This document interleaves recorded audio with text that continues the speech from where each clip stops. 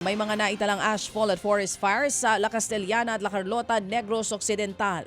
Sa mga larawan na kuha po mula sa La Castellana, kitang nabalot na ng abo ang isang residente mula ulo hanggang paa. Bunsod pa rin yan ang moderately explosive eruption ng Bulkang Kanlaon kagabi. Hinihikayat po ang mga residente na magsuot ng face mask para sa kaligtasan at hindi malanghap ang abo. Patuloy po ang monitoring ng mga otoridad sa nasabing sitwasyon. Bugbog sarado naman ang isang binatilyo sa kamay po ng isang grupo sa Macabebe sa Pampanga. Nasa pool sa video ang pagkuyog sa biktima.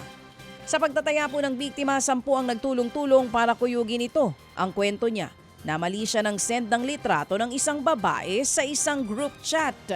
Nagalit ang isang lalaki sa grupo kaya inabangan at kinuyog ang biktima. Nakatakdang pagharapin ng barangay ang panig ng biktima at ng grupo. Kung sakali raw na hindi magkakaayos, maaari raw magsampa ng reklamo ang pamilya ng biktima sa mga pulis.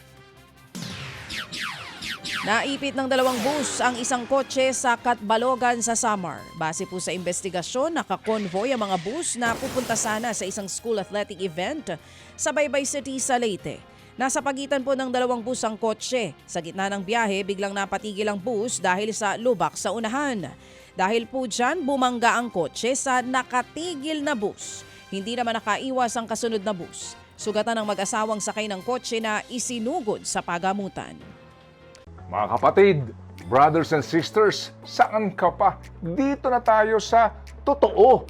Dito na tayo sa True FM. Mga kapatid, mag-subscribe and follow po kayo sa social media accounts ng True Network PH. Yan po kami, hanapin nyo lang True Network PH, Facebook, Instagram, YouTube, TikTok, and podcast.